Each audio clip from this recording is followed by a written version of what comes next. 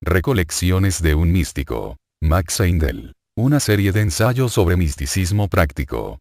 Prefacio. Las materias de este libro recopilan los últimos escritos de Max Heindel, el místico. Contienen algunos de sus más profundos pensamientos y son el resultado de años de búsqueda y de oculta investigación. Él, también, podría decir como Parsifal a través del error y del sufrimiento vine, en medio de muchos fracasos y entre incontables pesares. Finalmente obtuvo el agua de vida con la cual pudo apagar la sed espiritual de muchas almas. Desarrolló hasta sus profundidades la piedad y el amor y pudo sentir las palpitaciones de la humanidad doliente. Las almas fuertes están usualmente dotadas de gran energía e impulso y, como consecuencia de estas extraordinarias fuerzas se colocan en las primeras filas, no sin sufrir mucho a menudo. De ahí que estén llenos de compasión para los otros. El escritor de estas lecciones sacrificó su cuerpo físico en el altar del servicio. Al escribir los libros y lecciones mensuales de la fraternidad, en sus lecturas y trabajos de enseñanza y en su arduo trabajo de precursor para establecer el cuartel general en el corto espacio de 10 años, Max Heindel rindió mucho más que otros que gozan de una perfecta salud podrían haber conseguido en el curso de toda una vida. Su primer libro, su obra maestra, El concepto Rosacruz del Cosmos fue escrita bajo la pauta directa de los hermanos mayores de la Rosacruz. Lleva consigo un vital mensaje para el mundo. No solamente satisface al intelecto, sino que también al corazón. Su masonería y catolicismo ha encontrado su puesto en muchas librerías masónicas. El ocultista ha recibido mucho del libro titulado El velo del destino, el cual es una mina de conocimientos místicos y de verdades ocultas alentadoras. Es también una guía para el investigador, estableciendo señales de precaución para los osados que quieren conquistar el cielo por la violencia. En la ciencia astrológica ha contribuido más en unos cuantos años, de lo previamente descubierto en siglos. Sus dos valiosos trabajos, Astrología científica simplificada y El mensaje de las estrellas tratan ampliamente de los aspectos espirituales y médicos de la astrología. El último ofrece métodos de diagnóstico y curación que constituyen una valiosa adición a los trabajos de otros autores, antiguos y modernos. Estos libros pueden ser encontrados en la biblioteca de muchos doctores de la escuela antigua. En Recolecciones de un místico se encuentran 24 lecciones que fueron anteriormente remitidas a los estudiantes. Es deseo de la autora de este prólogo que estas lecciones puedan llevar un mensaje de amor y afecto al lector hambriento de espiritualidad y reconfortar al desconsolado. Augusta Voss de Heindel. Capítulo 1. Iniciación: ¿qué es y qué no es? Primera parte. No es un suceso raro ser preguntado respecto a la iniciación y hemos sido frecuentemente también requeridos a asegurar si esta orden o aquella sociedad es genuina y si las iniciaciones que ofrecen a todos sus aspirantes que pagan su porqué, son bona fide. He aquí por qué se siente la necesidad de escribir un tratado sobre la materia a fin de que los estudiantes de la Fraternidad Rosacruz puedan tener una afirmación oficial para guía y referencia en lo futuro. En primer lugar debe quedar claramente entendido que nosotros consideramos reprensible o censurable formular críticas de una u otra sociedad u orden, sean las que sean sus prácticas. Puede ser perfectamente sincera y honesta de acuerdo con sus ideas. No creemos que podamos crecer en la opinión de las personas sensatas por el hecho de hablar de otros en términos disparatados, ni tampoco trabajamos bajo la ilusión de que nosotros conocemos toda la verdad y las otras sociedades están sumidas en las tinieblas de Egipto. Nos reiteramos en lo dicho a menudo anteriormente de que todas las religiones han sido dadas a la raza humana por los ángeles guardianes quienes conocen las conveniencias espirituales de cada clase, nación y raza y tienen la inteligencia de dar a cada uno una forma de adoración perfectamente aplicada a su necesidad particular. Así es que el hinduismo es apropiado para el indio, el islamismo para el árabe y la religión cristiana, para los nacidos en el hemisferio occidental.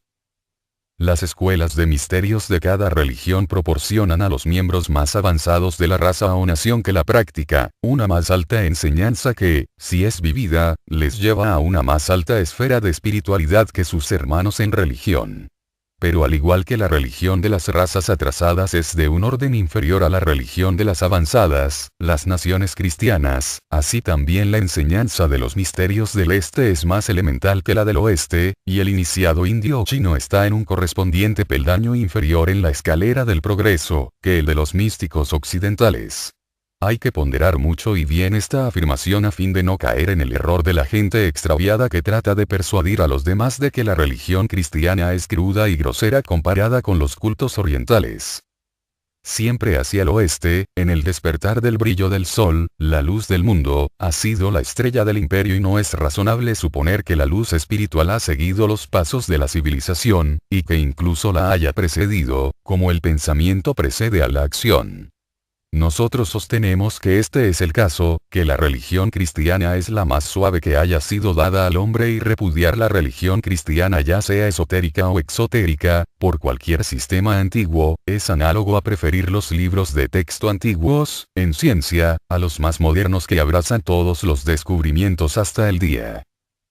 Tampoco deben ser las prácticas de los aspirantes del este a la más alta vida, imitadas por los occidentales. Nos referimos particularmente a los ejercicios de respiración. Ellos son tan beneficiosos como necesarios para el desarrollo del indio, pero no ocurre así con el aspirante del oeste. Para este es peligroso practicar ejercicios de respiración para el desenvolvimiento del alma y aún serían hasta subversivos para tal desarrollo y son, además, absolutamente innecesarios. La razón es esta. Durante la involución, el espíritu triple se ha incrustado gradualmente en el triple cuerpo. En la época atlántica el hombre estaba en el nadir de la materialidad. Ahora estamos nada más que en el punto más bajo del arco de la involución, e iniciamos la salida al arco de la evolución. En este punto, la raza humana queda emparedada en esta prisión terrena hasta el punto de que las vibraciones espirituales quedan casi muertas. Esto es, naturalmente, muy cierto para las razas atrasadas y las clases bajas del mundo occidental. Los átomos en los cuerpos de tales razas atrasadas vibran con intensidad excesivamente baja y cuando, en el transcurso del tiempo, uno de estos pueblos se desarrolla hasta el punto donde es posible adelantarlo por el camino del progreso, es necesario elevar la nota vibratoria de ese átomo, a fin de que el cuerpo vital, que no es más que el agente para el desarrollo oculto, pueda hasta cierta extensión, ser libertado de la fuerza aniquiladora del átomo físico. Este resultado se obtiene por medio de los ejercicios de respiración, los cuales, oportunamente, aceleran las vibraciones de los átomos y permiten llevar a cabo el desarrollo espiritual necesario a cada individuo. Estos ejercicios pueden ser usados igualmente por un buen número de seres del mundo occidental, especialmente aquellos que no están dirigidos deliberadamente hacia un sendero espiritual. Pero aún entre aquellos que anhelan el desarrollo de su alma, hay muchos que no han llegado al punto en que los átomos de sus cuerpos han evolucionado hasta tal fuerza de vibración que la aceleración fuera de medida les perjudicaría. En estos casos los ejercicios respiratorios no causarían daño. Pero ordenados a personas que están realmente en el punto en que pueden penetrar en el camino del progreso, ordinariamente fuera del alcance de los indios, es decir, para sus precoces hermanos de acá del oeste, en otras palabras, cuando está casi terminada su preparación para la iniciación, en cuyo momento debe hacer uso de los ejercicios espirituales, entonces el caso es bien distinto.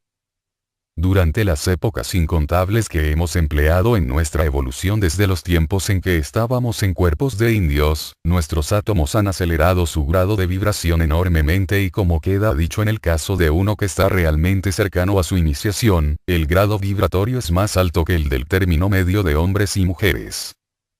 En consecuencia, no necesita ejercicios de respiración para acelerar este grado, sino ciertos ejercicios espirituales que le sean individualmente apropiados para adelantarle en el buen camino.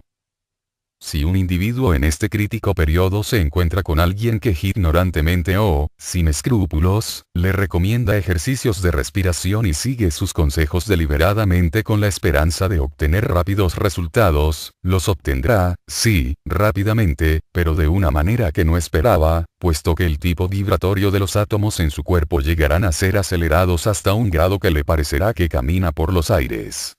Entonces, también tendrá lugar en su cuerpo vital alguna división impropia, lo que le acarreará o bien la consunción, o bien alguna enfermedad. Por lo tanto, grabado profundamente en vuestra conciencia, con caracteres de fuego, lo siguiente: la iniciación es un proceso espiritual y los procesos espirituales no se pueden realizar por medios físicos, sino únicamente por medio de ejercicios espirituales. Hay muchas órdenes en el occidente que proclaman iniciar a cualquiera que pague por ello. Algunas de estas órdenes tienen nombres muy parecidos al de la nuestra y se nos pregunta constantemente por nuestros estudiantes afiliados a nosotros. A fin de dejar esto bien sentado de una vez y para siempre, debemos decir que la Fraternidad Rosacruz ha enseñado constantemente que ningún beneficio espiritual puede ser ajustado por dinero. Si se recuerda esto, se comprenderá que no podemos tener concomitancia alguna con cualquier orden que pida dinero para la transmisión de poderes espirituales. El que posea algo de naturaleza espiritual y lo pueda dar a los otros, no lo mercantilizará. A este efecto recibí un mandato especial de los hermanos mayores en el Templo Rosacruz al encargarme que fuera al mundo de habla inglesa como su mensajero, indicación esta que yo no pretendo que se me crea salvo en el caso de que se vea justificada por sus frutos. Una vez dicho esto, volvamos a la iniciación, que es una ceremonia como la anuncian estas otras órdenes. Si es así, cualquier orden puede ciertamente inventar ceremonias de clase más o menos fastuosa. Pueden apelar a la emoción por medio de vestidos vaporosos o por el fragor de espadas. Pueden apelar al sentido de la admiración o del miedo arrastrando cadenas o haciendo sonar gongos de profundas voces, produciendo así en sus miembros una sensación oculta. Muchos se divierten con las aventuras y experiencias del héroe del hermano de tercer grado, creyendo que esto es la iniciación, pero yo aseguro que dista mucho de ser así. Ninguna ceremonia puede ofrecer a ningún individuo aquella experiencia interna, que constituye la iniciación, a pesar de lo que por ella se haga pagar o la solemnidad de los juramentos, importando poco también cuán hermosa o terrible sea la ceremonia, ni lo sugestivo de las vestiduras, de la misma manera que pasar por una ceremonia no puede convertir a un pecador y hacer de él un santo, pues la conversión es para los religiosos exotéricos exactamente lo que la iniciación es para el misticismo elevado. Considérese este punto profundamente y se tendrá la clave del problema. Puede creerse que alguien podría ir a un sujeto de carácter depravado y comprometerse a convertirle por una suma cualquiera y cumplir su compromiso. Seguramente es de suponer que ninguna cantidad de dinero podría lograr aquel cambio en el carácter de un hombre. Pregúntese a un converso dónde encontró su religión y cómo la obtuvo. Uno diría que la recibió en plena calle y deambulando. Otro que la luz y el cambio le vinieron en la soledad de su cuarto. Otro que la luz penetró en él como le penetró a Pablo en el camino de Damasco, forzándole a cambiar. Cada uno tiene una experiencia diferente, pero es siempre y en cada caso una experiencia interna y la sola manifestación exterior de aquella sensación interna es la de que cambia toda la vida del hombre desde el más insignificante al más importante de los aspectos. Lo mismo ocurre con la iniciación, es una experiencia interna, del todo ajena y aparte de cualquier ceremonia, sea la que fuere, y como consecuencia es totalmente imposible que alguien pueda venderla a cualquier otro. La iniciación cambia toda la vida de un hombre. Le da una confianza que nunca había poseído. Le cubre con un manto de autoridad que nunca le podrá ser arrebatado. Sean las que fueren las circunstancias de la vida, derrama una luz sobre todo su ser, que es simplemente encantadora. Pero ninguna ceremonia puede efectuar este cambio. Por lo tanto, tenemos como bueno que aquel que ofrece la iniciación en cualquier orden ocultista por medio de ceremonias y a todo aquel que pueda pagarla, se califica a sí mismo de impostor, pues al verdadero maestro, si se le aproximara un aspirante con ofertas de dinero para el alcance espiritual, le contestaría indignado con las palabras que Pedro dijo a Simón el mago, al ofrecerle dinero para obtener poderes espirituales. Tu dinero perecerá contigo. Capítulo 2. Iniciación, ¿qué es y qué no es? Segunda parte. Para la mejor comprensión de lo que constituye la iniciación y cuáles son sus requisitos preliminares, fije el lector primeramente y con toda firmeza en su mente el hecho de que la humanidad, en su totalidad, progresa lentamente por el camino de la evolución, logrando lenta y casi imperceptiblemente, más altos estados de conciencia. El camino de la evolución es una espiral, mirado solamente bajo su aspecto físico, pero es de forma enroscada doble si se observan sus fases físicas y espirituales. Véase el diagrama del caduceo químico en el concepto Rosacruz del cosmos. En el caduceo, o figura 8, hay dos círculos que convergen en un punto central, los cuales pueden ser tomados para simbolizar al espíritu inmortal, el ego evolucionante. Uno de los círculos significa su vida en el mundo físico desde el nacimiento hasta la muerte. Durante este lapso de tiempo cada uno de sus actos es una semilla sembrada de la cual cosechará, en cambio, cierta cantidad de experiencia. Pero de la misma manera que se pueden sembrar semillas en pleno campo sin cosecha alguna de las que hayan sido arrojadas en terrenos pedregosos o entre espinas, etc., así también la semilla de la oportunidad puede ser perdida por negligencia en el cultivo del terreno y la vida entonces sería estéril y sin fruto. Recíprocamente, así como la diligencia y el cuidado en el cultivo aumentan enormemente el poder productivo de las semillas, una aplicación cuidadosa en el negocio de la vida mejora de oportunidades para aprender las lecciones de la vida y extraer de nuestro alrededor la experiencia que contiene nos aporta más oportunidades. Y al término de una vida el ego se encuentra a las puertas de la muerte cargado con los más ricos frutos de la vida. Una vez que el trabajo, objetivo de la existencia física, se ha cumplido y la carrera de la vida se ha terminado, el ego emprende el trabajo subjetivo de asimilación, realizado durante su permanencia en los mundos invisibles, que atraviesa durante el periodo de la muerte al nacimiento, simbolizado por el otro arco del caduceo enroscado. Como el método de llevar a cabo esta asimilación ha sido más minuciosamente descrito en nuestra literatura, no es necesario repetirlo aquí. Baste con decir que al tiempo de llegar un ego al punto central del caduceo, que divide los trabajos físicos de los psíquicos y que llamamos la puerta del nacimiento o de la muerte, según que el ego entre o abandone el reino en que nosotros mismos estemos en aquellos momentos, posee una agregación de facultades o talentos adquiridos en sus vidas precedentes y los cuales puede entonces poner a usura o enterrar durante su existencia venidera, según crea conveniente. Pero del uso que haga de lo que tiene depende la importancia del desarrollo de su alma. Si durante muchas vidas satisface principalmente la baja naturaleza, que vive para comer, beber y divertirse, o si las deja que se esfumen en sueños y especulaciones metafísicas acerca de la naturaleza de Dios, absteniéndose negligentemente de toda acción necesaria, se verá gradualmente dejado atrás por los más activos y progresivos. Grandes agrupaciones de estos perezosos forman lo que nosotros llamamos razas atrasadas, mientras que los activos, despejados y despiertos que se preocupan de adquirir un mayor porcentaje de oportunidades, son los precursores. Contrariamente a la idea generalmente aceptada, esto se aplica igualmente a aquellos que están empeñados en trabajos industriales. Su manera de procurarse el dinero, es solamente un incidente, un incentivo y enteramente aparte de esta fase, su trabajo es tan espiritual o quizá más que el de aquellos que se pasan el tiempo en plegarias en perjuicio de un trabajo útil.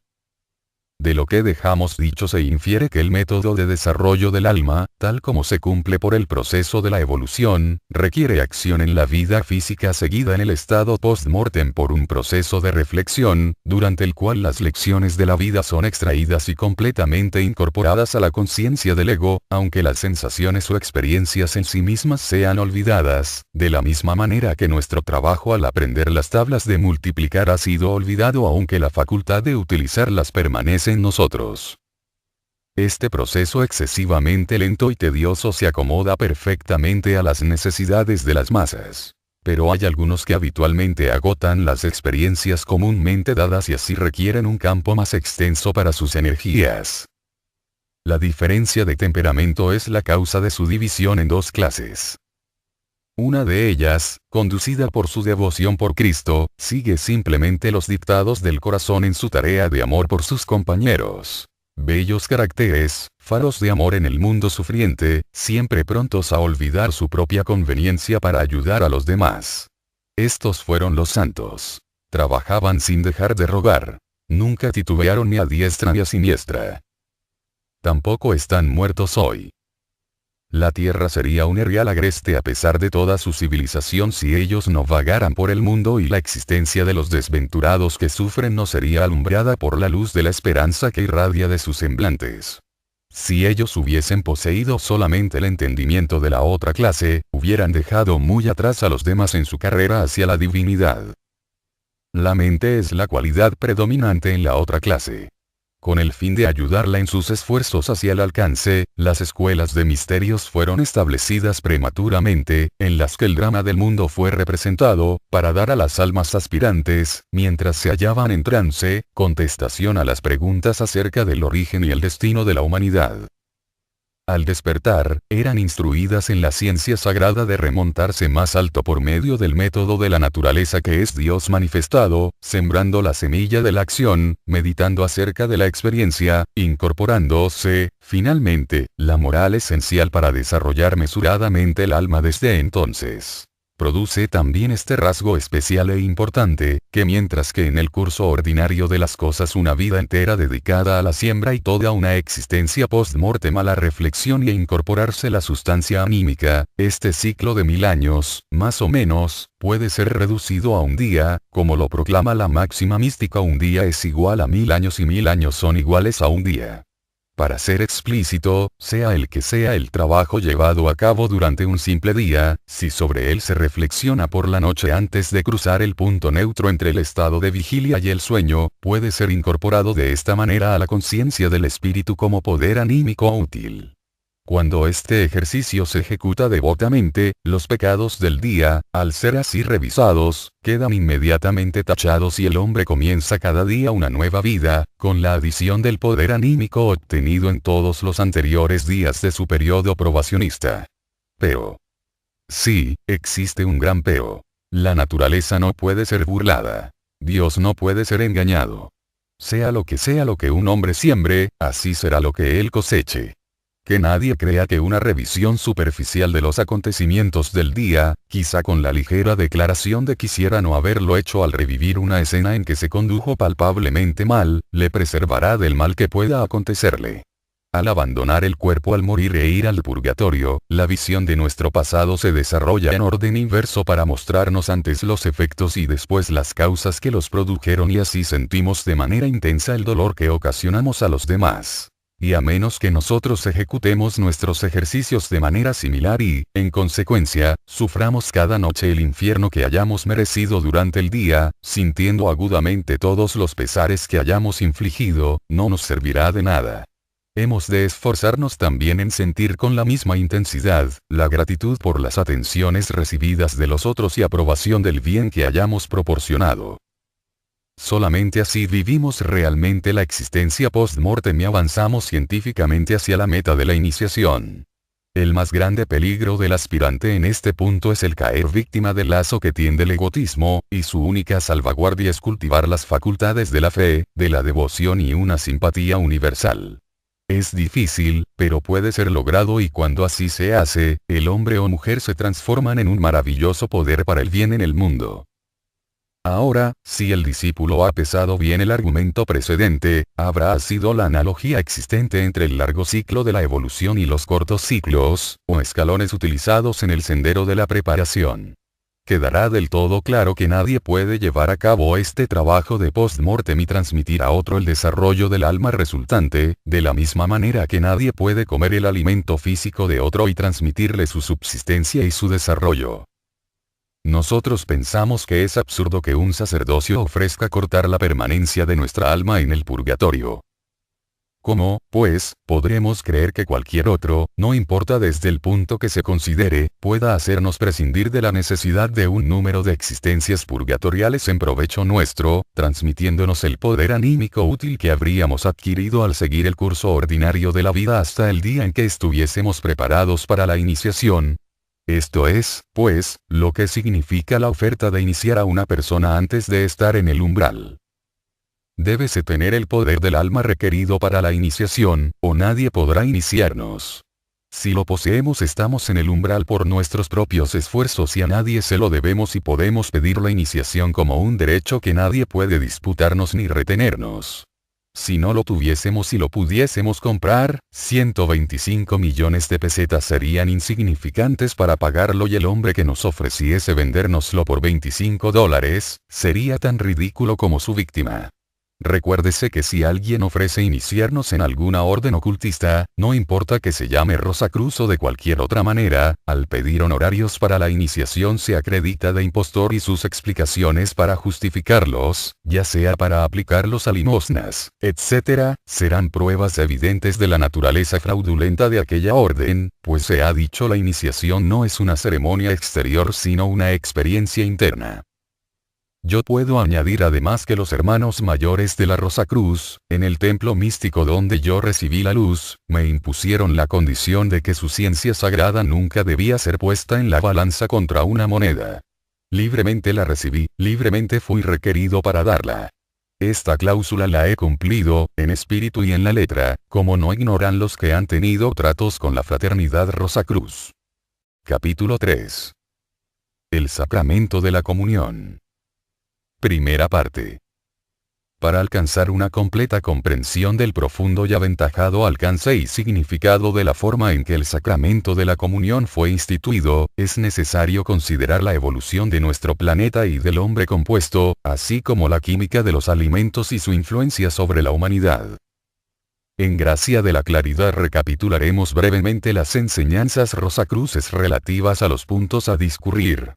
Se pueden encontrar, tratadas extensamente, en el concepto Rosacruz del cosmos y en otros trabajos nuestros. Los espíritus virginales, que componen ahora la raza humana, comenzaron su peregrinación a través de la materia en los albores del tiempo y por el roce de la existencia concreta, sus fuerzas latentes pueden ser transformadas en energía motriz, como poder anímico utilizable. Tras velos sucesivos de materia más densa cada día, fueron adquiridos por los espíritus en su involución durante los periodos de Saturno, solar y lunar. Así fue separado cada espíritu de los demás y la conciencia que no podía penetrar en la materia a través de su muralla y comunicarse con los otros, se vio obligada a entrar de nuevo en sí misma y al hacerlo así se descubrió a sí mismo. Así adquirió la propia conciencia. Una posterior cristalización de los mencionados velos tuvo lugar en el periodo de la Tierra durante las épocas polar, hiperbórea y lemúrica. En la época atlántica la mente fue añadida como un punto focal entre el espíritu y el cuerpo completando la constitución del hombre mixto compuesto, quien, entonces, fue equipado para conquistar el mundo y producir poder anímico por medio del esfuerzo y de la experiencia, teniendo cada uno libre albedrío y libertad, excepto en lo que le limitan las leyes de la naturaleza y sus propios actos anteriores. Durante esta evolución del hombre en formación, grandes jerarquías creadoras guiaron cada uno de sus pasos. Nada fue dejado al azar. Incluso el alimento que comía fue escogido para él a fin de poder obtener el material necesario y apropiado con el cual edificar los diferentes vehículos de conciencia, imprescindibles para cumplir el proceso del desarrollo del alma. La Biblia menciona los diferentes pasos, aunque coloca mal a Nimrod, al simbolizar con él a los reyes atlantes que vivieron antes del diluvio. En la época polar, el hombre estaba constituido de materia mineral únicamente. Así Adán fue hecho de tierra, esto es, en lo referente a su cuerpo. En la época hiperbórea el cuerpo vital fue añadido y así su constitución llegó a ser como la de las plantas y Caín, el hombre de aquel tiempo, vivió de los frutos de la tierra. La época lemúrica vio la evolución de un cuerpo de deseos el cual hizo al hombre como los animales actuales. Entonces la leche, el producto de animales vivientes, fue añadida a la dieta humana.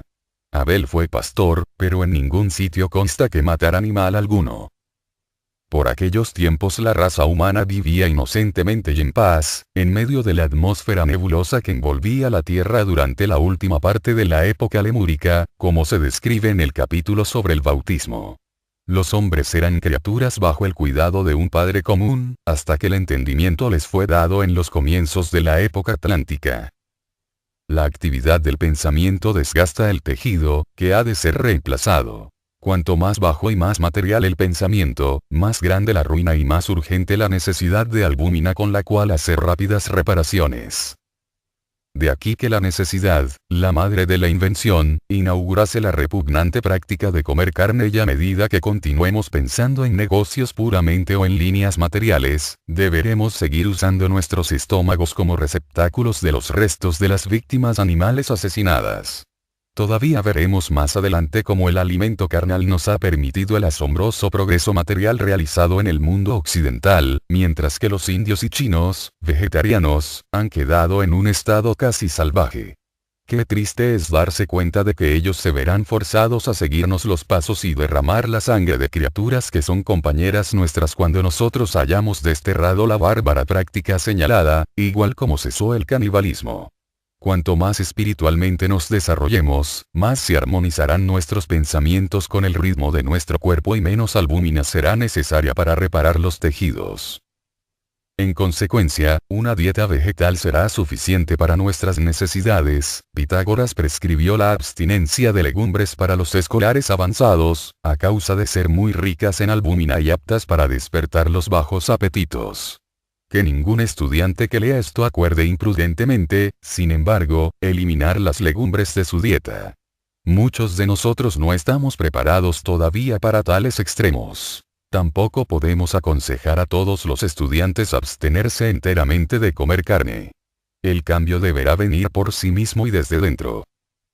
Lo que puede ser dicho con toda certeza, no obstante, es que mucha gente come demasiada carne para que les haga bien. Pero esto es, en cierto sentido, una digresión y, por lo tanto, volvamos a la evolución de la humanidad en todo lo que se relaciona con el sacramento de la comunión. A su debido tiempo la densa niebla que envolvía la tierra se enfrió, se condensó y llenó de agua los diferentes mares. La atmósfera se esclareció y al mismo tiempo, una adaptación fisiológica tuvo lugar en el hombre. Las branquias o agallas que le habían permitido respirar en aquel aire cargado de agua densa y las cuales pueden verse en los fetos humanos de hoy se atrofiaron gradualmente y su función fue llenada por los pulmones, al pasar el aire puro hasta y desde ellos a través de la laringe. Esto permitió al espíritu, hasta entonces envuelto por el velo de la carne, expresarse con palabras y actuar. Fue entonces, a mediados de la época Atlante, cuando el sol brilló por primera vez sobre el hombre tal como lo vemos hoy. Entonces fue cuando vio el mundo por vez primera. Hasta aquellos días había vivido bajo el absoluto control de las grandes jerarquías espirituales, mudo, sin voz ni voto en los asuntos tocantes a su educación. Como un niño está ahora bajo el cuidado de sus padres. Pero en el día en que finalmente brotó de la densa atmósfera de los Atlantes, cuando contempló por primera vez las montañas siluetadas claramente, definidos contornos sobre la azulada bóveda del cielo. Al ver de pronto las bellezas de los páramos y de las praderas, las criaturas vivientes, los pájaros en el aire y los hombres, sus semejantes. Cuando su vista se vio ilimitada por la parcial desaparición de la niebla que había estorbado su percepción hasta entonces y, por encima de todo, cuando se percibió a sí mismo separado y aparte de todos los demás, brotó de sus labios el glorioso y triunfal grito "Yo soy". Hasta aquel entonces había venido adquiriendo las facultades que le permitían entrar en la escuela de la experiencia, el mundo fenomenal, como un agente libre para aprender las lecciones de la vida sin trabas, excepto las de las leyes de la naturaleza, que es donde radica su salvaguardia y la reacción de sus propios actos anteriores, lo que después se convierte en el destino. El alimento conteniendo un exceso de albúmina de la carne, con la cual se había hartado hasta entonces, cargó su hígado más de lo que era capaz y entorpeció su sistema, haciéndole áspero, adusto y brutal. Fue perdiendo la visión espiritual que le habían revelado los ángeles guardianes en quienes había confiado y vio solamente las formas de los animales y de los hombres. Los espíritus con quienes había vivido en amor y fraternidad durante los primeros tiempos atlantes se oscurecieron por el velo de la carne. Todo era muy extraño y él les empezó a temer. En consecuencia, llegó a ser necesario darle un nuevo alimento que pudiese ayudar a su espíritu a sobreponerse de las moléculas de carne altamente individualizadas como ha sido explicado en el concepto Rosacruz del Cosmos, capítulo sobre la asimilación, página 475 y armarle para la batalla con el mundo y empujarle hasta la propia personificación. Así como nuestros cuerpos visibles compuestos de materias químicas pueden nutrirse solamente con alimentos químicos, asimismo se necesita espíritu para actuar sobre el espíritu ayudándole a eliminar las pesadas sustancias proteicas y estimulando el decaído espíritu humano. La emergencia de los atlantes del diluvio, la liberación de la humanidad de la reglamentación absoluta de los guardianes sobrehumanos visibles, su colocación bajo la ley de consecuencia y las leyes de la naturaleza, así como la dádiva del vino están descritos en las narraciones de Noé y de Moisés, que no son más que diferentes versiones de los mismos acontecimientos. Tanto Noé como Moisés condujeron a sus prosélitos a través del agua. Moisés apela al cielo y a la tierra para atestiguar que ha colocado delante de ellos la bendición y la maldición y les exhorta a escoger el bien o sufrir las consecuencias de sus actos y entonces les abandonó. El fenómeno del arco iris requiere que el sol esté cercano al horizonte, cuanto más cerca mejor. Es necesaria también una atmósfera clara y una nube oscura en la parte opuesta del firmamento. Cuando en tales circunstancias un observador mira, de espaldas al sol, puede ver los rayos del sol refractados a través de las gotas de lluvia como un arco iris. En los tiempos primeros de los atlantes, cuando no existía la lluvia como ahora y la atmósfera no era más que una nebulosa húmeda y caliente a través de la cual el sol parecía una de nuestras lámparas en un día de niebla, el fenómeno del arco iris era un imposible. No pudo hacer su aparición hasta que la niebla se condensó en agua, inundó la tierra y dejó la atmósfera clara como se describe en la narración de Noé, lo que de esta manera apunta la ley de ciclos alternos que trae el día y la noche, verano e invierno, en invariable consecuencia y a la cual el hombre está sujeto en esta edad presente. Noé cultivó el vino y obtuvo un espíritu para estimular al hombre. Así, aprovisionado con una constitución mixta y un régimen mixto también apropiado para lo sucesivo y con leyes divinas para guiarle, la raza humana fue dejada a sus propios medios e iniciativas en la batalla de la vida. Capítulo 4. El sacramento de la comunión. En memoria mía. Segunda parte. Nuestro Señor Jesucristo, la misma noche en que fue traicionado, tomó pan y después de dar gracias, lo partió y dijo: tomad y comed, este es mi cuerpo que se parte para vosotros.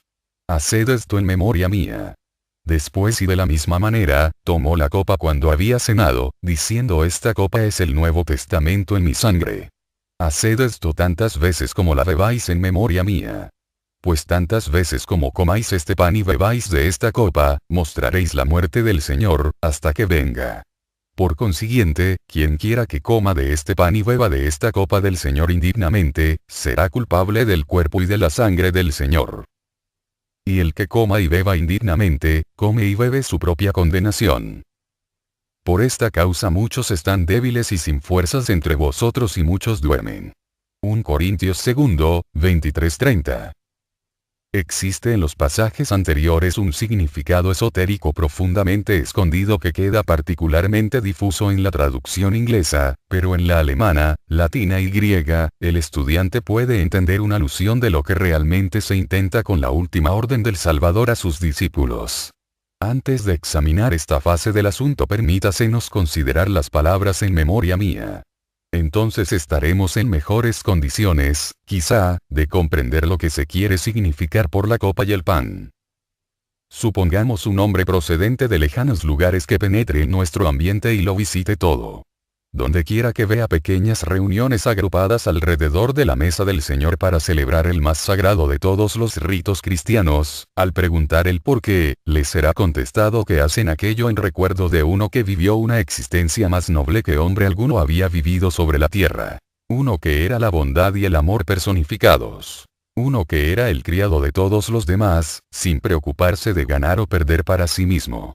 Si aquel extraño comparase la actitud en estas reuniones religiosas del domingo, durante la celebración de su rito, con sus vidas civiles comunes durante el resto de la semana, ¿qué es lo que vería? Cada uno de nosotros sale a la calle a librar la dura lucha por la existencia. Bajo el imperio de la necesidad olvidamos el amor que debería ser el principal factor y guía de nuestras vidas cristianas. Nuestra mano va siempre contra nuestros semejantes. Todos luchamos por una posición, por la fortuna, por el poder, por cualquiera de estos atributos. Olvidamos el lunes lo que recordamos reverentemente el domingo y en consecuencia todo el mundo se resiente de ello y es desgraciado. Hacemos también distingos entre el pan y el vino que bebemos en la llamada mesa del Señor y el alimento que repara nuestras fuerzas durante los intervalos de nuestra presencia en la comunión. Pero no hay mandamiento alguno en las sagradas escrituras que ordene tal distinción, como es fácil de ver, aun en la versión inglesa, distinguiendo las palabras impresas en bastardilla por los traductores, para indicar lo que ellos creyeron que era el sentido del pasaje. Por el contrario, se nos dice que, al beber y al comer, o cualquier otra cosa que hagamos, ha de ser hecha para la mayor gloria de Dios. Cada uno de nuestros actos debería ser una plegaria. La superficial acción de gracias en las comidas es en realidad una blasfemia y el pensamiento silencioso de gratitud al que nos da diariamente el pan, es mucho más preferible. Al recordar en cada comida que todo procede de la sustancia de la tierra, que no es más que el cuerpo del Espíritu de Cristo, que mora en ella, comprenderemos propiamente cómo aquel cuerpo se desmenuza diariamente para nosotros y apreciaremos así la bondad amorosa que le empujó a darse a nosotros, y debemos recordar también que no hay un momento, de noche, o de día, que Él no sufra a causa de estar sumido o aprisionado en esta tierra. Cuando comemos de este modo y consideramos consecuentemente la verdadera situación, estamos declarándonos a nosotros la muerte del Señor, cuyo espíritu sufre y se queja, esperando el día de la liberación, cuando no haya necesidad de una envoltura tan densa como la que requerimos hoy. Pero hay todavía otro misterio más grande y más hermoso escondido en esas palabras de Cristo. Ricardo Wagner, con su rara intuición de músico maestro, dio sentido a esta idea cuando, sentado en meditación en las riberas del lago de Zúrich, un jueves santo, cruzó por su espíritu este pensamiento. ¿Qué relación existe entre la muerte del Salvador y los millones de semillas fructificando en la tierra en este momento del año? Si meditamos sobre esta vida que anualmente se desprende de la primavera, la veremos como algo gigantesco y digno de veneración. Una plétora de vida que transforma el globo, desde un aspecto de muerte y desolación por el frío, al de una vida esplendorosa y rejuvenecida en un cortísimo espacio de tiempo, y la vida que de esta manera se difunde en los capullos de millones y millones de plantas, es la vida del espíritu y de la tierra. De esta vienen el trigo y la uva. Estos frutos son el cuerpo y la sangre del espíritu de la tierra prisionero, dado para sustentar a la raza humana durante la fase actual de su evolución. Estamos disconformes y repudiamos la doctrina de la gente que cree que el mundo ha de procurarle su sistema de vida, sin tener en cuenta sus propios esfuerzos y sin responsabilidad material de su parte, y antes bien insistimos en creer que existe una responsabilidad espiritual relacionada con el pan y el vino dados en la cena del Señor debe ser comido dignamente, de otra manera, se convertirá en enfermedad y en muerte incluso. Bajo la forma ordinaria de leer, esto parecerá quizá que se va a parar demasiado lejos, pero llevados de la luz esotérica para examinar otras traducciones de la Biblia y mirando las condiciones en que encontramos hoy el mundo, veremos que no se ha ido tan lejos después de todo. Para empezar, debemos remontarnos a los tiempos en que el hombre vivía bajo la guardia de los ángeles, construyendo inconscientemente el cuerpo que usufructúa en la actualidad. Esto ocurría en el antiguo periodo de la Lemuria. Un cerebro hacía falta para la evolución del pensamiento y una laringe para su expresión verbal. En consecuencia, la mitad de la fuerza creadora se dirigió hacia arriba y fue utilizada por el hombre para formar estos órganos. Así fue como la raza humana llegó a ser unisexual y se vio empujada a buscarse un complemento cuando fue necesario crear un nuevo cuerpo, para servir de instrumento en una más alta fase de la evolución. Mientras el acto del amor fue consumado bajo la prudente vigilancia de los ángeles, la existencia del hombre estuvo libre de pesares, dolores y de la muerte. Pero cuando, bajo el tutelaje de los espíritus de Lucifer, comió del fruto del árbol del conocimiento y perpetuó la raza sin cuidarse de las líneas de fuerza interplanetarias, transgredió la ley, y los cuerpos así formados se cristalizaron rápidamente, quedando sujetos a la muerte de una manera mucho más perceptible de lo que hasta entonces habían estado. Así se vieron forzados a crear nuevos cuerpos más frecuentemente a medida que la duración de su vida se acortaba. Los guardianes celestiales de la fuerza creadora le arrojaron del jardín del amor, hacia los desiertos del mundo, haciéndole responsable de sus acciones bajo la ley cósmica que gobierna el universo. Así trabajó por años y años, buscando la obtención de su propia salvación y cristalizando de esta manera más y más la tierra. Las jerarquías divinas, incluyendo el Espíritu de Cristo, trabajan sobre la tierra desde fuera al igual que los espíritus grupos guían a los animales bajo su protección. Pero como Pablo dice con certeza, ninguno puede ser justificado bajo la ley, pues contra la ley todos pecaron y todos deben morir. No hay en el Antiguo Testamento esperanza alguna fuera de esta, salvo la simbolización de uno que ha de venir para restaurar el buen camino. Así nos habla Juan diciendo que la ley fue dada a Moisés y que la gracia vino con nuestro Señor Jesucristo. Pero, ¿qué es la gracia? ¿Puede la gracia ir contra la ley y abrogársela enteramente? Ciertamente que no. Las leyes de Dios son constantes e inmutables o el universo se convertiría en un caos. La ley de la gravedad conserva nuestras casas en una posición relativa a las demás casas, de modo que al dejarlas podemos tener la seguridad de que cuando volvamos las encontraremos en el mismo sitio. Por este estilo todos los asuntos en el universo están sujetos a leyes invariables. Así como la ley separada del amor, dio nacimiento al pecado, así también la sucesión de la ley, temperada con amor, es la gracia. Tomemos un ejemplo de nuestras condiciones sociales concretas. Tenemos leyes que prescriben una penalidad determinada por determinada ofensa y cuando la ley se ha cumplido, decimos que se ha hecho justicia. Pero la larga experiencia comienza a enseñarnos que la justicia, pura y simple, es como los dientes del dragón de la colquide y engendra disputas y peleas siempre en aumento. Los criminales, así llamados, siguen siéndolo y se vuelven hasta peores y más endurecidos bajo las penalidades de la ley. Mas cuando los regímenes más humanos de los tiempos presentes permiten que el que ha delinquido sea puesto en libertad, o se suspenda su sentencia, queda entonces bajo la gracia y no bajo la ley. Así también, el cristiano que procura seguir los pasos del Maestro, es emancipado de la ley del pecado por la gracia, siempre que olvide el camino del pecado. Este fue el pecado de nuestros progenitores en los tiempos de la Lemuria. Ellos desperdiciaron su semilla sin cuidarse de la ley y sin amor. Pero es privilegio del cristiano redimirse por la pureza de su vida en memoria del Señor. San Juan dice: su semilla queda en sí mismo, y esto es el significado oculto del pan y del vino. En la versión inglesa leemos simplemente: esta es la copa del Nuevo Testamento, pero en la alemana la palabra copa se sustituye por kelch y en la latina, por calix, significando ambas palabras la cubierta exterior o vaina de la semilla de la flor. En la griega tenemos una significación todavía más sutil, difícil de adaptar en otros idiomas, en la palabra poterión, cuyo significado se nos hará evidente si consideramos la etimología de la palabra pote. Esto nos dará al momento la misma idea que el cáliz o calix, un receptáculo. Y el latín potare, beber, muestra igualmente que la copa es un receptáculo capaz de contener líquido. Las palabras potente e impotente, que significan posesión o carencia de fuerza viril, muestran más ampliamente el significado de esta palabra griega, que indica la evolución del hombre en superhombre.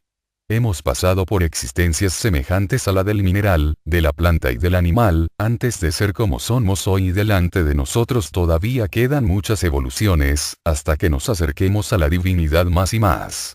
Fácilmente se comprenderá que lo que nos restringe y contiene en el camino de este alcance son nuestras pasiones animales. La baja naturaleza está constantemente guerreando contra la naturaleza o yo superior. Al menos en aquellos que han experimentado un despertar espiritual, en su interior se está desarrollando silenciosamente una guerra que se vuelve más y más amarga para ser suprimida. Goethe exteriorizó con maestría aquel sentimiento en las palabras de Fausto, el alma aspirante, hablando a su más materializado amigo, Wagner. Tú estás poseído por un solo impulso, e inconsciente del otro todavía permaneces. Dos almas, hay. Habitan dentro de mi pecho y allí pelean por un reino individido. Una, a la tierra con deseo apasionado y con tentáculos tenazmente se adhiere todavía. Sobre las brumas, la otra de las dos, aspira, con sagrado ardor, a más puras esferas. Fue el conocimiento de esta absoluta necesidad de castidad, salvo cuando su objeto es la procreación, respecto de aquellos que han tenido un despertar espiritual, lo que dictó las palabras de Cristo, y, el apóstol San Pablo, sentó una verdad esotérica cuando dijo que aquellos que participasen de la comunión sin vivir la vida, estaban en peligro de enfermedad y de muerte.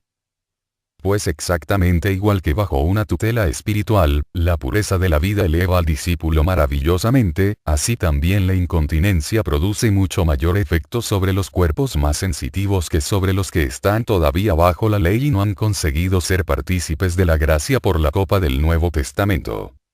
Capítulo 5. El sacramento del bautismo.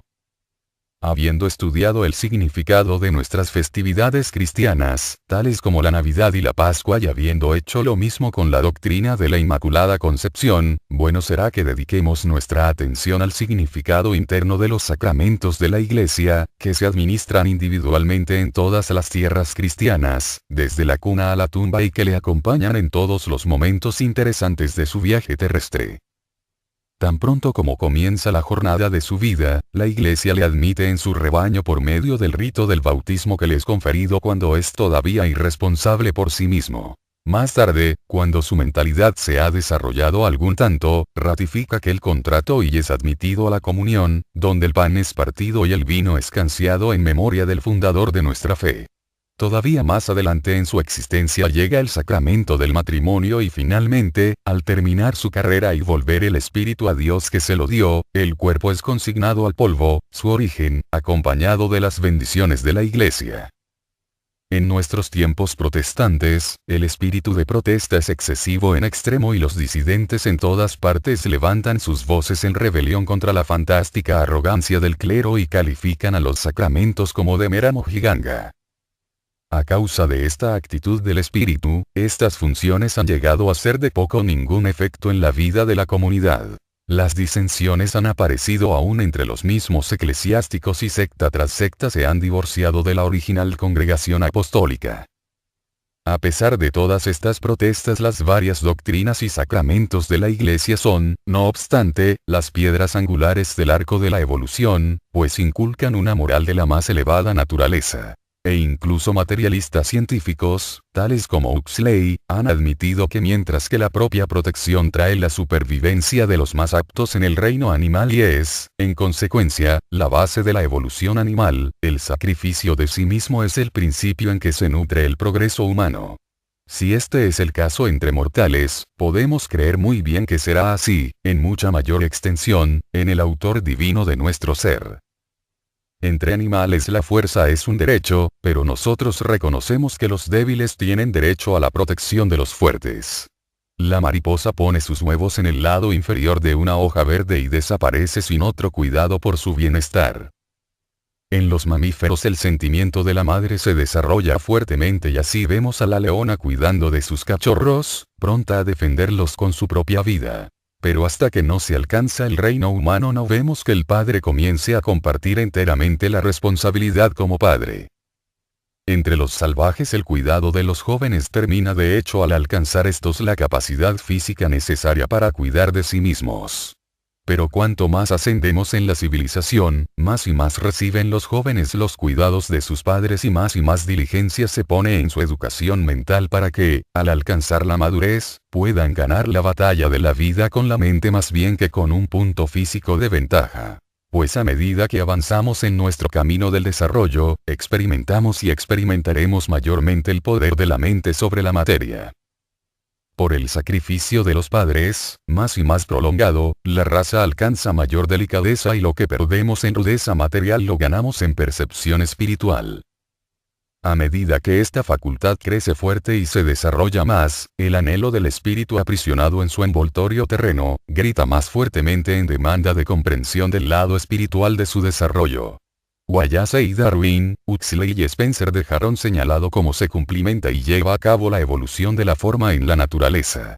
Ernesto Haeckel pretendió aclarar el enigma del universo, pero ninguno de ellos pudo explicar satisfactoriamente al autor divino de lo que vemos.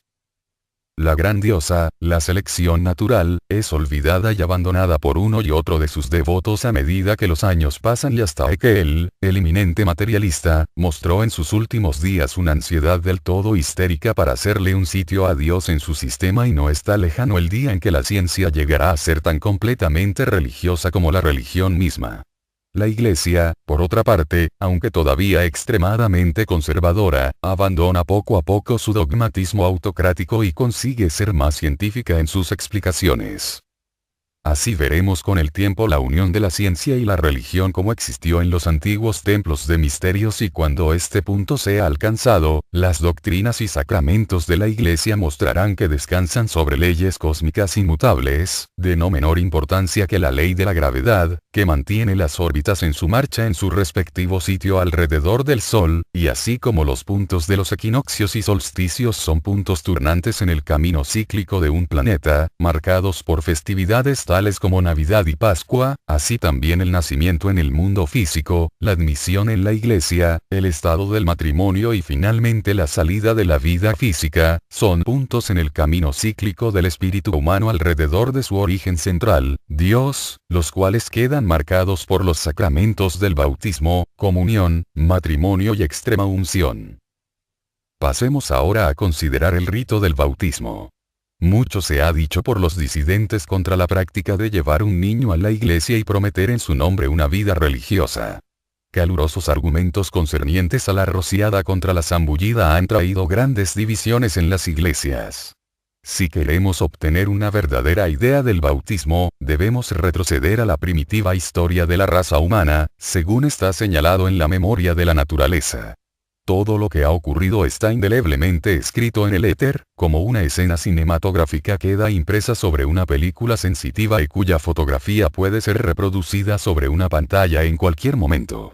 Las imágenes de la memoria de la naturaleza pueden ser vistas y estudiadas por los seres vivientes especializados, aunque millones de años hayan transcurrido desde que las escenas allí estampadas tuvieron lugar en la vida. Cuando consultamos este imperecedero recuerdo, encontramos que hubo un tiempo en que, lo que ahora es nuestra tierra, salió del caos, oscura y disforme, como lo relata la Biblia. Las corrientes desarrolladas por agentes espirituales en esta nebulosa masa, generaron calor y la masa fue puesta en ignición en el tiempo en que se nos dice que Dios pronunció su hágase la luz. El calor de la ígnea masa y el espacio frío que la rodeaba generaron la humedad. El fuego nebuloso quedó rodeado de agua hirviente y el vapor fue proyectado a la atmósfera y, de este modo, Dios dividió el agua de las aguas. El agua densa que estaba cerca del fuego nebuloso separada del vapor que es agua en suspensión, como lo explica la Biblia. Cuando el agua que contiene sedimentos hierve, deposita más cantidad de pozos y, similarmente, el agua que rodeaba nuestro planeta formó por último una corteza alrededor de su centro en ignición. La Biblia, además, nos informa de que una nebulosa se levantó del suelo y es fácil concebir cómo la humedad se evaporó gradualmente de nuestro planeta en aquellos lejanos días. Los viejos mitos son mirados generalmente como supersticiones en nuestros días, pero en realidad cada uno de ellos contiene una gran verdad espiritual en imágenes simbólicas. Estas historias fantásticas fueron proporcionadas a la humanidad en su infancia para enseñarle lecciones de moral que sus intelectos recién nacidos no estaban en sazón de recibir. Se les enseñó por mitos. De forma muy parecida a como enseñamos a nuestros niños por medio de libros con grabados y con fábulas, lecciones que estaban más allá de su comprensión espiritual. Una de las más grandes de estas historias mitológicas es el Anillo del Nibelungo, que nos habla de un maravilloso tesoro escondido bajo las aguas del Rin. Era una masa de oro en su estado natural. Colocada sobre una alta roca iluminaba enteramente todo el paisaje submarino, en donde las ninfas correteaban inocentemente en alegres juegos. Pero uno de los Nibelungos, llevado de la codicia, robó el tesoro, lo extrajo de las aguas y huyó. Le fue imposible, sin embargo, darle forma hasta que hubo adjurado al amor. Entonces le dio la forma de un anillo que le daba poder sobre todos los tesoros de la tierra, pero al mismo tiempo inauguró la era de las disensiones y de las batallas. Por su posesión, el amigo traicionó al amigo, el hermano mató al hermano y por todas partes causó opresiones, pesares, pecados y muertes hasta que fue, por fin, restituido al líquido elemento y la tierra se consumió en llamas. Pero más tarde se levantó, como el nuevo fénix de las cenizas del viejo pájaro, un nuevo paraíso y una nueva tierra donde la rectitud fue restablecida. Esta vieja historia popular contiene una maravillosa descripción de la evolución humana. El nombre Nibelungo deriva de las palabras alemanas Nebel, que significa niebla, y Ungen, que significa hijos. Así es que la palabra Nibelungo significa hijo de la niebla y se refiere a la edad en que la humanidad vivía en la atmósfera brumosa que rodeaba nuestra Tierra en el punto de su desarrollo previamente mencionado.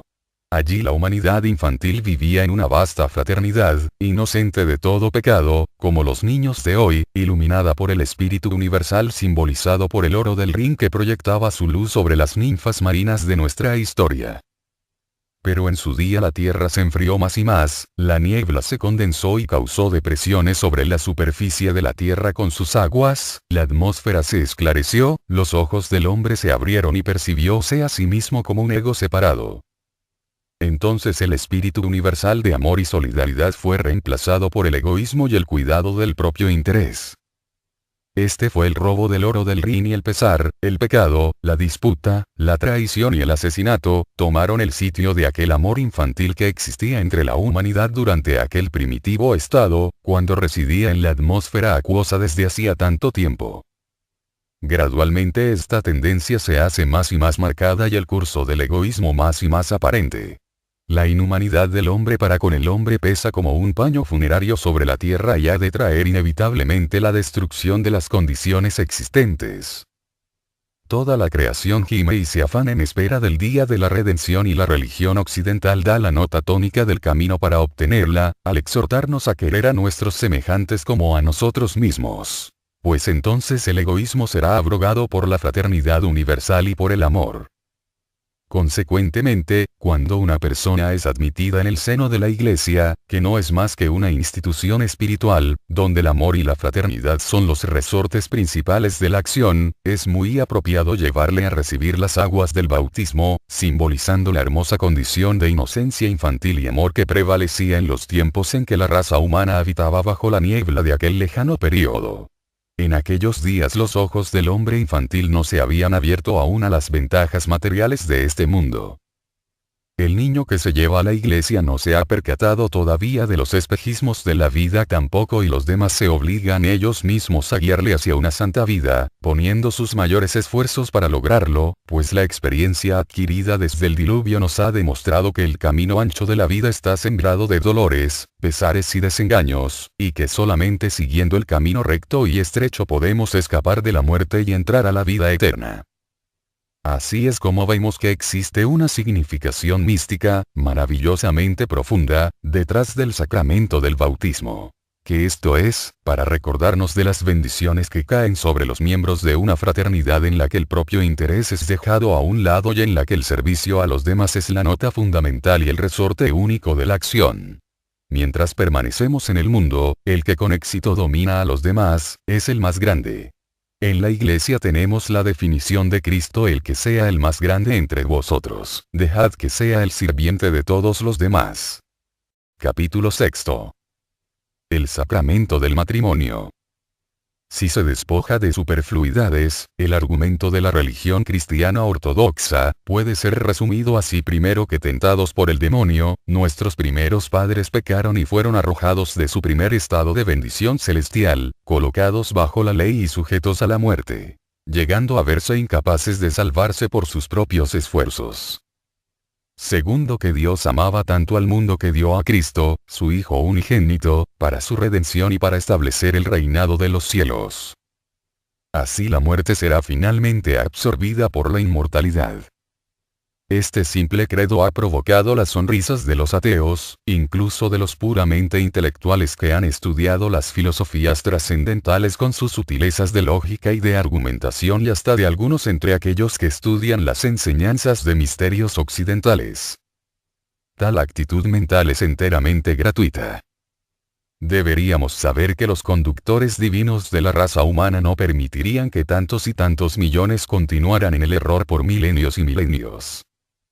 Cuando las enseñanzas de misterios occidentales se despojan de sus excesivas explicaciones iluminativas y descripciones detalladas y se descubren sus enseñanzas básicas, se encuentran entonces de exacto acuerdo con las enseñanzas cristianas ortodoxas.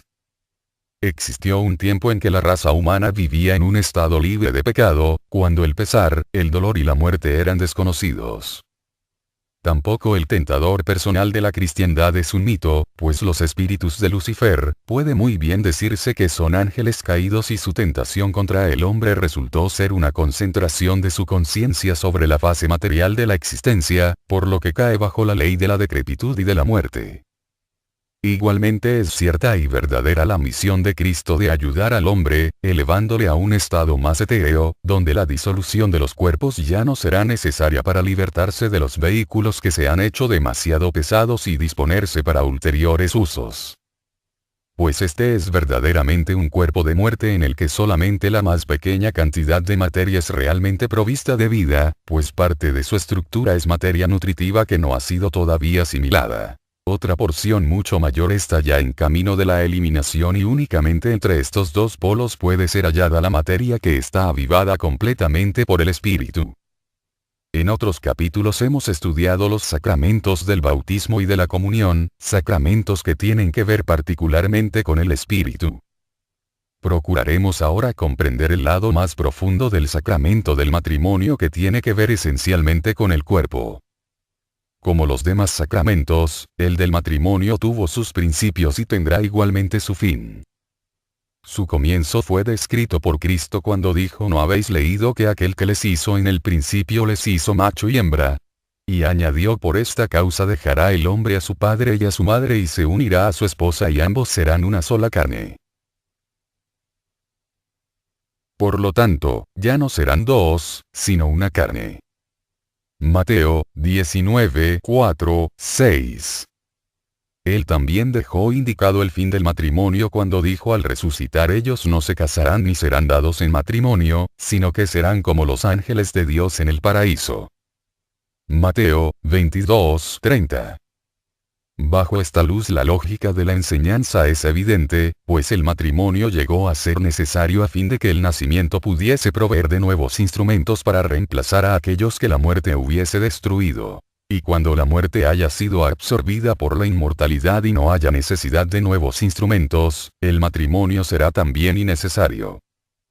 La ciencia, con admirable audacia, ha procurado resolver el misterio de la fecundación y nos ha explicado cómo la imaginación tiene lugar en las paredes del ovario. Cómo el óvulo diminuto se forma en la reclusión de su oscura cavidad. Cómo emerge de allá y penetra en el tubo del falopio. Es atravesado por el espermatozoide del macho y el núcleo de un cuerpo humano está completo. Así es como suponemos estar en la fuente y origen de la vida. Pero la vida no tiene principio ni tendrá fin, y lo que la ciencia considera erróneamente la fuente de la vida, es realmente el origen de la muerte, puesto que todo lo que procede de la matriz está destinado más tarde o más temprano a alcanzar la tumba. Las fiestas del matrimonio que preparan el nacimiento aprovisionan al propio tiempo de alimento a las fauces insaciables de la muerte, y mientras sea necesario el matrimonio para la generación y el nacimiento, la desintegración y la muerte serán el resultado inevitable de ello. Es por lo tanto de suma importancia conocer la historia del matrimonio, las leyes y acciones que envuelve, la duración de su institución y cómo puede ser trascendido o superado.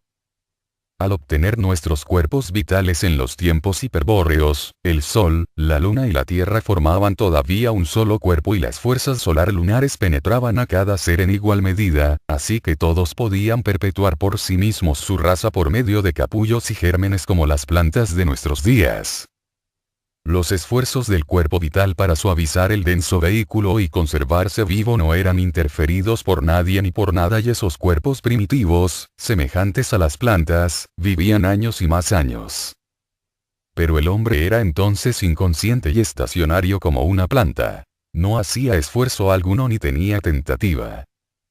La adicción de un cuerpo de deseos le procuró el incentivo y el propio deseo, resultando la conciencia como consecuencia de la guerra entre el cuerpo vital, que construye, y el cuerpo de deseos que destruye el cuerpo denso.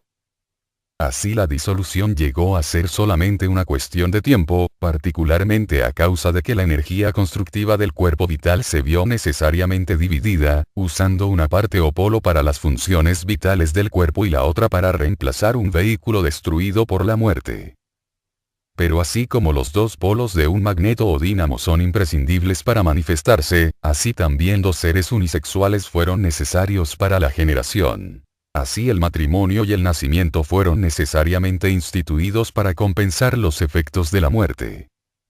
La muerte es, pues, el precio que pagamos para obtener la conciencia en el mundo actual, y el matrimonio y los nacimientos repetidos son nuestras armas contra el rey de los terrores, hasta que cambie nuestra constitución y seamos como los ángeles. Es necesario puntualizar que no se dice que debamos ser ángeles, sino que llegaremos a ser como ángeles. Pues los ángeles son la humanidad del periodo lunar y pertenecen a una corriente de evolución tan diferente a la nuestra como lo son los espíritus humanos comparados con los de los animales actuales. San Pablo hace constar en su carta a los hebreos que el hombre fue hecho por un poco de tiempo inferior a los ángeles, que descendió más bajo en la escala del materialismo durante el periodo terrestre, mientras que los ángeles no han habitado nunca globo alguno más denso que el éter.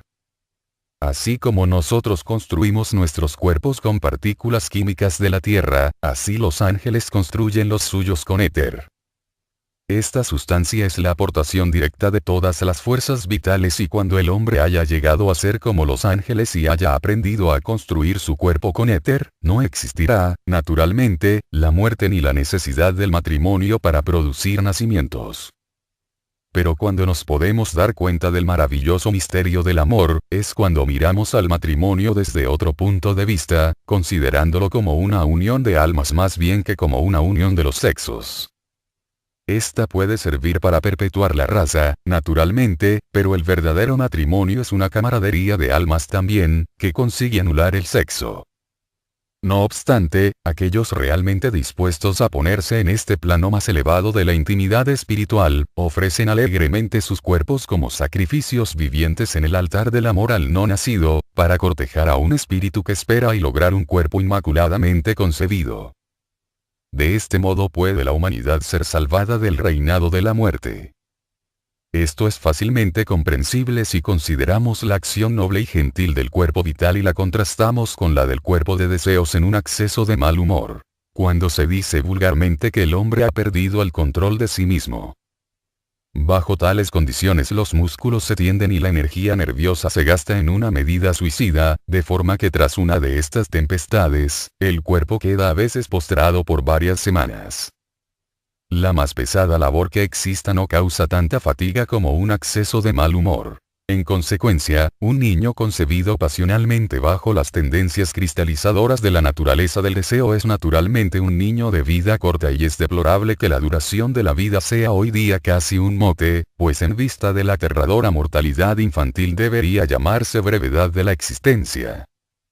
Las tendencias constructivas del cuerpo vital, que son el vehículo del amor, no pueden ser vigiladas fácilmente, pero las observaciones hechas comprueban que la satisfacción alarga la vida de todo aquel que practica esta cualidad, y así podemos razonar con certeza que un niño concebido bajo condiciones de armonía y amor tiene muchas más probabilidades de vida que otro concebido bajo los impulsos del enojo, la embriaguez y la pasión. Según el Génesis, se dijo a la mujer: parirás con dolor a tus hijos, y ha sido siempre un enigma inexplicable para los comentadores de la Biblia a la lógica relación que exista o pueda existir entre el comer una fruta y los dolores del parto. Pero si comprendemos la casta relación que da la Biblia al acto de la generación, se percibirá fácilmente aquella. Mientras que las madres indias o las insensibles negras pueden parir a sus hijos y muy pronto después reanudar sus labores en el campo, la mujer occidental, más agudamente sensitiva y de temperamento nervioso más fuerte y delicado, encuentra, año tras año, más difícil sortear el escollo de la maternidad, y eso que se ve ayudada por los mejores y más estudiosos científicos. Las razones que contribuyen a ello son varias. En primer lugar, mientras que nos mostramos excesivamente cuidadosos al seleccionar nuestros caballos y ganados para su procreación, mientras insistimos en averiguar la genealogía de los animales, a fin de conseguir la mejor calidad de ganado en nuestras granjas, no ejercitamos tal cuidado respecto a la selección de un padre o de una madre para nuestros hijos. Nos apareamos por impulso y después lo deploramos amargamente y pedimos ayuda a unas leyes que hacen demasiado fácil obtener o abandonar los sagrados lazos del matrimonio. Las palabras pronunciadas por un sacerdote o un juez se toman como un permiso de indulgencia ilimitada, como si la ley hecha por los hombres pudiese autorizar licencias contra la ley de Dios. Mientras que los animales se aparean solamente en ciertas épocas del año y la madre no es molestada en nada durante el periodo de su preñez, la raza humana no obra de esta manera. En vista de estos hechos, es maravilla que veamos semejante horror a la maternidad y no es hora de que busquemos el remedio a este mal por una más sana compenetración entre los dos actores del matrimonio. La astrología revelará el temperamento y las tendencias de cada ser humano. Ella permitirá a dos personas fundir sus caracteres de modo y manera que una vida de amor pueda ser vivida entre ellos y nos indicará los periodos en que las líneas interplanetarias de fuerza predisponen mejor a un parto sin dolor. Así es como podremos arrancar del pecho de la naturaleza hijos del amor, capaces de vivir largas existencias de excelente salud, y así llegará el día en que estos cuerpos estarán hechos tan perfectos, en su etérea pureza, que perdurarán a través de la edad futura, haciendo así superfluo el matrimonio. Pero si ahora podemos amarnos cuando nos vemos los unos a los otros a través de un cristal deslustrado, ocultos por la máscara de la personalidad y el velo del malentendido, estemos seguros que el amor del alma por el alma, purgado de la pasión en el crisol del sufrimiento, será nuestra piedra más preciosa y más brillante en el cielo, como la intensidad de su sombra lo es ahora en la tierra. Número de seres del mundo occidental, especialmente aquellos que no están dirigidos deliberadamente hacia un sendero espiritual. Pero aún entre aquellos que anhelan el desarrollo de su alma, hay muchos que no han llegado al punto en que los átomos de sus cuerpos han evolucionado hasta tal fuerza de vibración que la aceleración fuera de medida les perjudicaría.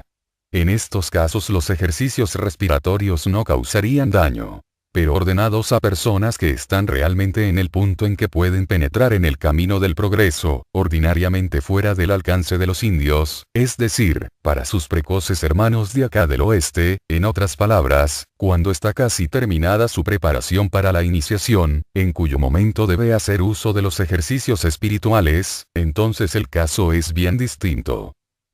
Durante las épocas incontables que hemos empleado en nuestra evolución desde los tiempos en que estábamos en cuerpos de indios, nuestros átomos han acelerado su grado de vibración enormemente y como queda dicho en el caso de uno que está realmente cercano a su iniciación, el grado vibratorio es más alto que el del término medio de hombres y mujeres. En consecuencia, no necesita ejercicios de respiración para acelerar este grado, sino ciertos ejercicios espirituales que le sean individualmente apropiados para adelantarle en el buen camino. Si un individuo en este crítico periodo se encuentra con alguien que ignorantemente o, sin escrúpulos, le recomienda ejercicios de respiración y sigue sus consejos deliberadamente con la esperanza de obtener rápidos resultados, los obtendrá, sí, rápidamente, pero de una manera que no esperaba, puesto que el tipo vibratorio de los átomos en su cuerpo llegarán a ser acelerados hasta un grado que le parecerá que camina por los aires. Entonces, también tendrá lugar en su cuerpo vital alguna división impropia, lo que le acarreará o bien la consunción, o bien alguna enfermedad. Más modernos que abrazan todos los descubrimientos hasta el día. Tampoco deben ser las prácticas de los aspirantes del este a la más alta vida, imitadas por los occidentales. Nos referimos particularmente a los ejercicios de respiración. Ellos son tan beneficiosos como necesarios para el desarrollo del indio, pero no ocurre así con el aspirante del oeste. Para este es peligroso practicar ejercicios de respiración para el desenvolvimiento del alma y aún serían hasta subversivos para tal desarrollo y son, además, absolutamente innecesarios. La razón es esta. Durante la involución, el espíritu triple se ha incrustado gradualmente en el triple cuerpo. En la época atlántica el hombre estaba en el nadir de la materialidad. Ahora estamos nada más que en el punto más bajo del arco de la involución, e iniciamos la salida al arco de la evolución. En este punto, la raza humana queda emparedada en esta prisión terrena hasta el punto de que las vibraciones espirituales quedan casi muertas. Esto es, naturalmente, muy cierto para las razas atrasadas y las clases bajas del mundo occidental. Los átomos en los cuerpos de tales razas atrasadas vibran con intensidad excesivamente baja y cuando, en el transcurso del tiempo, uno de estos pueblos se desarrolla hasta el punto donde es posible adelantarlo por el camino del progreso, es necesario elevar la nota vibratoria de ese átomo, a fin de que el cuerpo vital, que no es más que el agente para el desarrollo oculto, pueda hasta cierta extensión, ser libertado de la fuerza aniquiladora del átomo físico. Este resultado se obtiene por medio de los ejercicios de respiración, los cuales, oportunamente, aceleran las vibraciones de los átomos y permiten llevar a cabo el desarrollo espiritual necesario a cada individuo. Estos ejercicios pueden ser usados igualmente por un buen número, señales de precaución para los osados que quieren conquistar el cielo por la violencia. En la ciencia astrológica ha contribuido más en unos cuantos años, de lo previamente descubierto en siglos. Sus dos valiosos trabajos, Astrología científica simplificada y El mensaje de las estrellas, tratan ampliamente de los aspectos espirituales y médico de la astrología. El último ofrece métodos de diagnóstico y curación que constituyen una valiosa adición a los trabajos de otros autores, antiguos y modernos. Estos libros pueden ser encontrados en la biblioteca de muchos doctores de la escuela antigua. En Recolecciones de un místico se encuentran 24 lecciones que fueron anteriormente remitidas a los estudiantes. Es deseo de la autora de este prólogo que estas lecciones puedan llevar un mensaje de amor y afecto al lector hambriento de espiritualidad y reconfortar al desconsolado. Augusta Voss de Indel. Capítulo 1. Iniciación: ¿qué es y qué no es? Primera parte. No es un suceso raro ser preguntado respecto a la iniciación y hemos sido frecuentemente también requeridos a asegurar si esta orden o aquella sociedad es genuina y si las iniciaciones que ofrecen a todos sus aspirantes que pagan su porqué, son bona fide.